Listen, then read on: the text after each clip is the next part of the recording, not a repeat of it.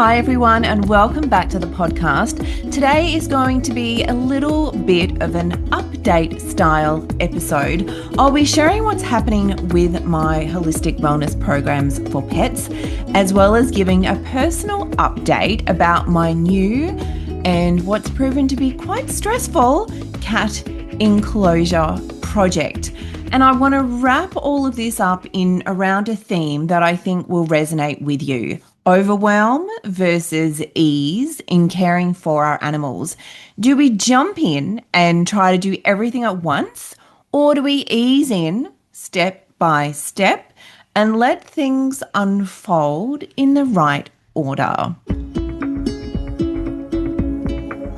Hello and welcome to the Natural Animal Podcast. I'm your host, Ruth Hatton. I'm an animal naturopath and big animal lover. Here on the show, we share thoughts and ideas about the nature of animals, their preferences, their behaviors, their ways of being, to engender a greater understanding, respect, compassion, and love for all animals, companion, farm, and wild. I hope you enjoy this week's episode. So I had a consult last week that really brought this topic into life, and that's the topic of pet wellness without overwhelm, how to create a step-by-step healing plan for your animal. Now, the client's dog is a 5-year-old Bordoodle. Now, it's my first, I can't think of the word. It's my first kind of exposure to a Bordoodle. And you might be thinking like I was, what is a Bordoodle? Like we all know about the crossbreeds bred with the poodles. So this is the poodle crossed with a border collie. Interesting, right? She's such a sweet little soul, but has a complex health history. This dog has always had a sensitive gut. She's had diarrhea, loose stools, sometimes mucus, and sometimes blood in the stools. She struggles with digesting fat, which can point us toward some weaknesses or dysfunctioning in the liver and gallbladder. Why? Well, because the liver produces bile and the gallbladder stores and releases it into the digestive tract. Bile is like the body's natural dishwashing liquid. It emulsifies fat so that they can actually be broken down and absorbed. When bile production or flow isn't working well, fats don't digest properly. And this can not only cause gut discomfort, but can also trigger wider imbalances inside the body. So really, really important. And then alongside the gut issues, this dog has had a history of skin problems and anxiety in certain situations. More recently, constipation has started showing up, whereas in the past it was always more diarrhea and vomiting. So what we see is this very kind of typical, in air quotes, IBS-like picture. One moment the gut is overactive and now it's swinging in the other direction with constipation. So when I say like overactive gut, it's more like, the digestive process is, oh my gosh, I'm totally having a brain freeze, what I'm trying to say. Digestion is happening, or the food is moving too quickly through the body. So that's not allowing, I've got it now. It's got this the transit time is too fast. And so that can hinder nutrient absorption. And that's when we can see those loose stools and those diarrhea as a sign of a too fast transit time, or you could just say out of balance transit time. Conversely, you've got like a slow transit time, and that's when we can see more constipation type symptoms. So back to this dog in question. When we look at her broader picture, there are suspected environmental or food intolerances in the mix as well. Possibly allergies, but might just be sensitivities. But what we do know is that something isn't sitting right at a cellular level. And then, of course, there's that potential liver/gallbladder involvement with the fat digestion piece. So how do we tackle this, and how are we tackling it?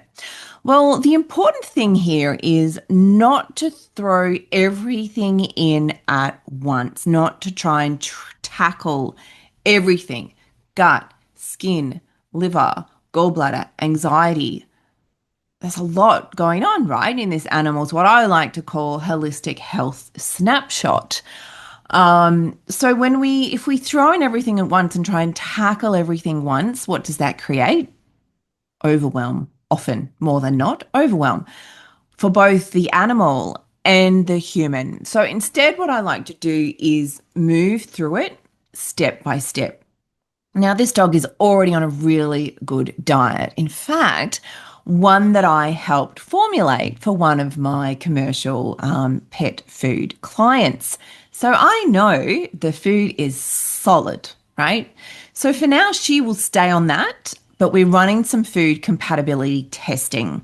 So this isn't an allergy or a sensitivity test. It is a test that shows us which foods and some other products are compatible or not with her cellular health. And you can find more about this test on my website. I'll pop the link in the show notes. It's called Cellular Compatibility Testing.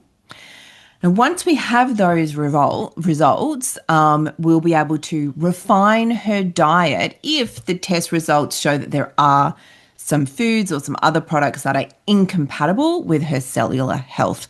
And why is that important?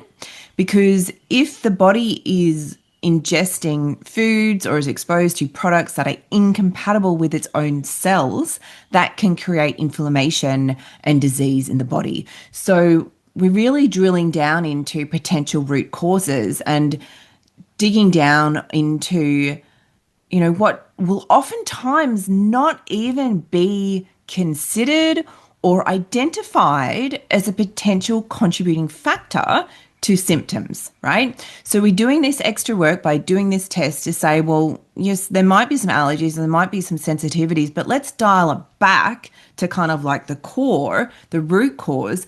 Is she consuming or exposed to anything that does not match her cells, that is not compatible with her cells, right? Now, once we have those results, if we discover that there are incompatibilities, particularly with food, then we might need to shift to a homemade approach. It's going to depend on the amount of incompatibilities and whether any of those are in the food that she's currently on. If they are, it might be that we just need to limit some of those options, that we can stay feeding that food, but limit some of those varieties. Or if the compatibilities are quite vast and cover all of those recipes of those foods that she's on, then the only option may be a homemade diet for a period of, say, 6 months, and then we can retest and see if those foods are now compatible with her cells. And then we could bring back in those beautiful foods that she is currently eating, right? But in the meantime, because that's a process, like I said, 6 months, right? We want to remove those incompatible foods and products for a 6-month period and then bring them back in one at a time slowly to see how she is with that. Well, no, we retest. We retest to see if she's still incompatible. If not, then we can bring those foods and products back in. If she remains incompatible, then we will continue to leave those ones out, right? So in the meantime of that process, we are going to be supporting her nervous system, right? Because I mentioned the anxiety, but we're not doing that just because of the anxiety. The anxiety is like a red flag. Hello, nervous system is upset. Nervous system is out of balance. So we need to apply some focus in that area, right? So how do we do that? We're talking about stable routines, safe spaces, and also bringing in a flower essence to help her emotionally. We've already started that. The client should actually have that by now. Thank you, Australia Post, and me, of course. She is starting off with the Balance Flower Elixir, which is available on my website, 3 Rays Animal Apothecary. We'll also be introducing a soothing herbal blend for gut healing and preparation. And I'll come back to the preparation. What are we preparing her for? We'll come back to that. So that is my Gut Soothe Herbal Elixir, which is also available at Three Rays Animal Apothecary. I'll give you the link to that in the show notes. Then, once that foundation is in place, we've started healing that gut, soothing and protecting that gut. We're moving to supporting the elimination pathways. So, particularly liver, gallbladder comes into that because what I said about the bile and the fat digestion. And after that, so after we've cleaned up and supported some of those elimination pathways, probiotics may come into the picture, but only when the gut has done enough healing work to actually receive and benefit from those probiotics. There's no point putting probiotics into a gut that cannot benefit from them, right? Waste of money, waste of the body's energy, right? The body's got to process everything that is put inside it. Then later, we'll move into looking at supporting the skin and her immune health while always weaving in that emotional and energetic support. Now, what is interesting is that the main concern the human came to me with was the skin issue. And yet, we're not starting with the skin, right? I mean, all of these things are interrelated, and usually skin issues, well, not usually, sometimes skin issues can be indicative of poor gut health, can be indicative of poor liver function, right? Or sluggish liver function, right? So it's not that it's irrelevant, and it makes a bit more sense when I track you through the rest of this little study here. So immediate concern for the client, for the human, was the skin, right? Itchy, hot spots, what have you. But when we look at the dog's history, we can see that the dog's health issues began as a puppy with conjunctivitis. Now, that's, conjunctivitis, as most people know about conjunctivitis, right? It's in the eyes. So it's not the gut and it's not the skin, it's the eyes, right? But conjunctivitis is an inflammatory disease, right? So it's still inflammation. So potentially, was this the beginning of a domino effect? Inflammation, immune system coming in there, the inability to be able to fight whatever was in there that was causing that inflammation in the first place, right? So we've got the inflammation with that conjunctivitis, inflammation and possible immune dysfunction, right, or weakness. And then we move into the sensitive gut, and then there's the reactive nervous system and the reactive skin, right? And this can be such a classic trio: gut, skin, and nervous system. They're almost always interconnected. And this is why we drill down into what's happening at the root instead of throwing everything at the branches. We pace our steps and we make sure that this dog's body is ready before we bring in the next stage of healing or treatment. And I was listening to a human herbalist the other day on the Diary of a CEO podcast, and this herbalist said everything starts in the gut because everything goes through the gut. And of course, there's also the immune connection. Around 70-80% of the immune system lives in the gut. So it really does make sense, particularly like in this case, that we start here in the gut. And this Bordoodle story is the perfect example of why I have refined my signature holistic wellness programs for pets. After years of supporting animals with chronic issues like itchy skin, gut issues, sensitivities, anxiety, organ failure, cancer, you name it, one truth has become really, really crystal clear. Healing is not a single appointment. It happens with a paced, responsive process that needs clarity, structure, steady guidance, and understanding, right? And that's why I have refreshed my programs. They used to be called, what do they used to be called? Holistic Wellness Program was my 1-month program, and Be Well, which was my 6-month program. And part of this refresh, I've changed the names. The 1-month program is now called Holistic Foundations, and the 3-month is now called Holistic Healing Journey.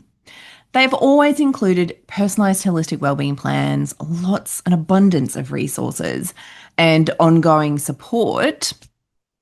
But now they also come with phased step-by-step roadmaps and symptom tracking tools that align with this step-by-step ease instead of overwhelm process, right?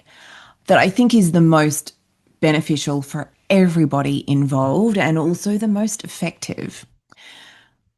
This means that you can feel confident about what to do first and what comes next. Things are really, really clear and actually see your animal's progress unfolding as we go. In Healing Foundations, you'll get a clear 4-week roadmap for that first month. In Healing Journey, we go deeper across 3 months with up to 3 evolving roadmaps that shift as your animal does. And both programs still weave in that whole animal care with my signature holistic wellbeing plan that covers diet, detox, emotional, and energetic wellbeing, while also incorporating support for the specific areas of health most impacted by your animal's condition. And they're fully tailored, personalised to your pet's history, constitution, sensitivities, and personality and environment.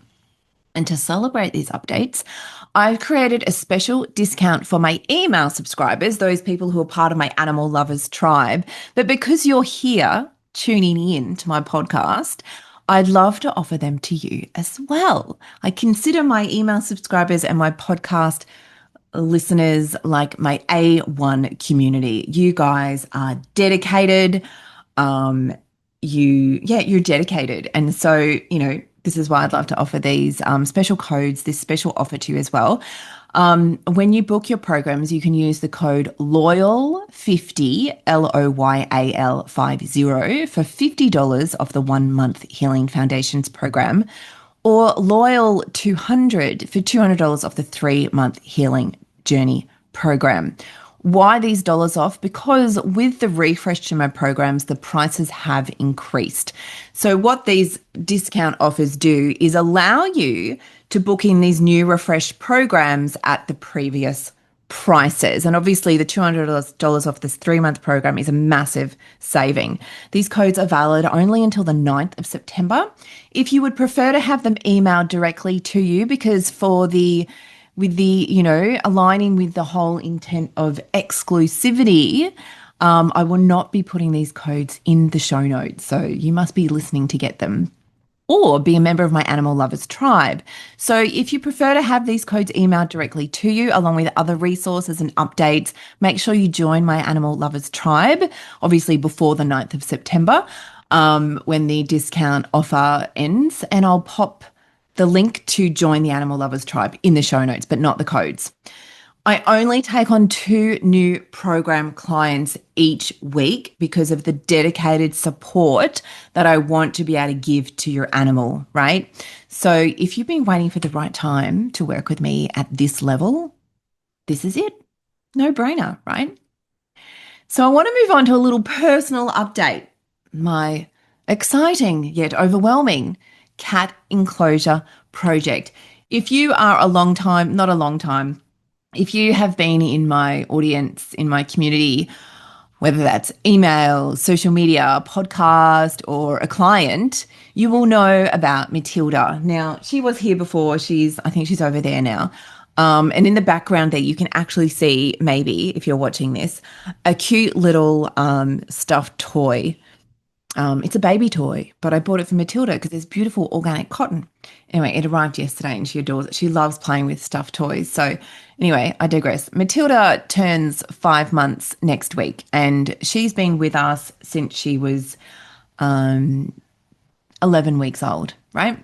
So almost 3 months now, I think, if my math is correct. And she's a clever little kitty. I have on my deck a half kind of cat enclosure, which has served me and my cats for many years. No one has shown any interest or has gotten out of that enclosed system unless I've let them to go into a fenced off section of the garden, right? Safe outdoor space is crucial for healthy, happy animals, right? Now, Matilda being Matilda, she's little, right? So she's naturally agile, but she's agile beyond, right? And so she can either climb or jump out of the half-assed enclosure that I have on the deck currently. I always knew it was going to be a possibility with her just because of the way that she presented herself to me with her behaviors of climbing and what have you.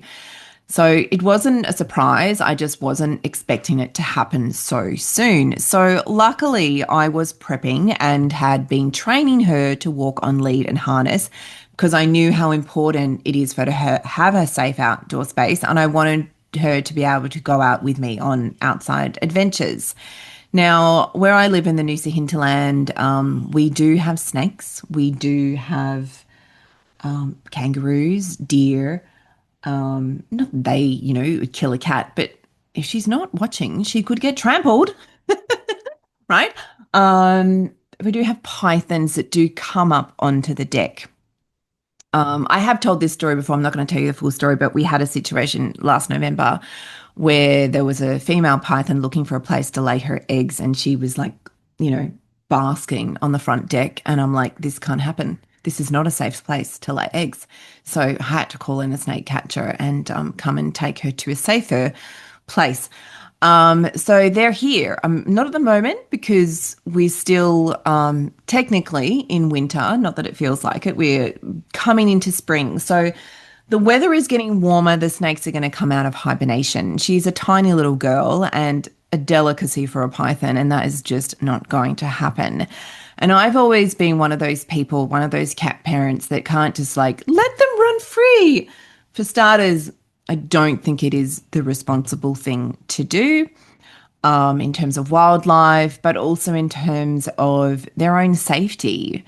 They could get injured or be killed, right? And then some people think, well, they really enjoy being outside and they probably don't mind that. And I'm just like, yeah, I'm not, that's not me. No, no, no. I feel that I am their guardian. I am responsible for their care, and that means not letting my little furkin running free into potential danger, in potential death, lights out. Like I said that to Matilda, explaining to her that Matilda, out there, whilst it's a big, beautiful, wonderful world with so many amazing things for you to see, there are dangers too. And this was proven when we were out walking beside the road and a car came around the corner and she freaked out and ran to the house. So at least I know that was actually a good thing to happen because now she has this wariness around cars that drive by. Like we're a bit of a distance off the road, but she can still hear them. So when I do take her out on lead into the garden at the moment, or sometimes down the road, she when we're just wandering in the garden, she really doesn't show any interest in terms of going out on the road because she's had that kind of like, oh, she's had that fright. So, and I explained to her that yes, there are these dangers out there. While it's a big, beautiful, wonderful world with so many things to explore and enjoy, there are dangers too. So we need to be careful of that. And you are only a little baby. And so, if a python comes along and decides you're his dinner, that's lights out Matilda, you know? So I explained all of that to her, but she's still, I mean, mostly she wants to just go out and hunt lizards. She's like a huntress, she loves hunting lizards, right? But I digress a bit. I mean, I think it's good to have the background, and cat lovers unite. You will appreciate this storytelling, I am sure. She also loves to play with bees, and I say to her, I almost called her Lily then, oh my gosh. I say to her, Matilda, bees are beautiful. We love the bees, but we don't play with the bees because they can sting you. And so I say, come, come. And she comes away, and I'm so proud of her. But given her ability to surpass my intellect and my, half-assed enclosure system that I have on the deck, I have been deep in the process of sourcing a new cat enclosure, and it's been quite the puzzle, finding one that fits the space.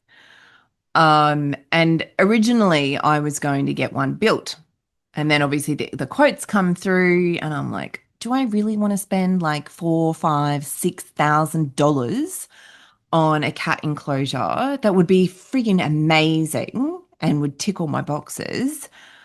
But I live in a rental. I'd have to go through the process of getting approval, which might not be fast and or might not be approved. And then where am I? the issue of having to take it down when I leave and correct any wear, any damage as a result of this structure being installed onto the house. And I don't know how much longer I'm going to live in this house. And so, then that added expense of, I can hire someone to take it down and reinstall it at my next house. But then I'm just like, oh my God. So then I was like, you know what? I'm just going to get a freestanding one. So I did then I don't need approval because nothing's attached. It's easy for me to take with me. I've still got to build it, obviously, but it's easier for me to take it down and move it, and stuff like that, right? And so I was researching all the possible freestanding and, obviously had to consider where it's going to go on the deck and the dimensions of the deck. And I need to be able to, like, I only have one entrance to my house and that's the front door. I don't have a back door. Weird, right? And so when I go out the front door on the deck, I need to be able to get to my car, which means I need to get through the enclosure or get past the enclosure. I have a day bed out there, so that's still got to work. I've got to be able to open the front door. So yeah, I needed one that had a front door, a door on both ends to walk into it and walk out of it, right? To access, enter and exit my property, my house. But then add to that, there's a little section on my deck that is gated that I open off for the boys to go down into the fenced garden where Matilda's not allowed because she'll be like Python delicacy, right? When they start coming out to feed. So there's that has to go into the equation. So, and there's not necessarily something out there that is perfect for what I need for my space and my particular circumstances. Also, when I was like, yep, that one will work. And then I looked at the proper dimensions properly and I'm like, shit, man, that's only 169 centimeters high. And the doors are only 120 something centimeters high. Now I'm 165 centimeters. So when I'm in there, that's fine. But I'm going to have to bend over to get in there. And what if I have someone come over who's taller than I am? My sister, a tradie doing work, a delivery man, friends, whatever. Oh, not ideal. And, I just saw myself coming home with groceries and having to bend down. I'm not getting any younger. And I've got sacroiliitis. So, inflammatory musculoskeletal condition on my lower back. So it's not good for me to be bent down all the time. I'm just like, that is not going to work. Oh, so then I was having all these things and emailing back and forth, and I rang them. I said, "Look, I need to talk to you." So there was just a lot of stuff, and keeping me up at night. Like it's been hectic. Then thinking about things like when it rains, I'm going to be, fitting in out with these amazing things, like I don't want to have to bring it all in when it rains. So I need to have some kind of system that when it rains, I can, pull over a shelter or something like a tarp or something, have it like attach the enclosure like a roller blind or something that's easy for me to go, oh my God, the rain's coming, put it over. But also it means that my cats still get to go out on the deck and not get rained on, right? So they don't get cabin fever in those heavy, heavy rain periods that we can have. And then it's also taking into account the mold living in the hinterland. I can't have things in there go moldy.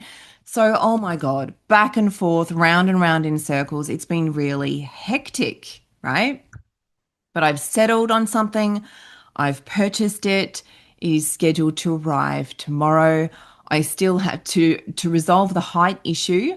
I'm getting someone to build with like recycled timber sleepers, build like a platform to raise it so that I don't have to bend down every time I walk in it. So that has to happen to it as well. And then I've got to attach the enclosure onto that frame. So there's still going to be quite a lot of that has to be done, right? It's not easy, but I love my cats. I love Matilda. Like it's not a concern for the boys. I'm not doing it for the boys. It's all for Matilda, right? But I love her and I want her to be safe and I want her to be happy, right? So what I realize is again that it's not about the perfect solution. This is not going to be a perfect solution. There's going to be an area of the deck that's not going to be enclosed. which means, the day bed will be there because I feel like it's nice for me to have a section where I'm not in a cage, right? And the boys aren't in a cage.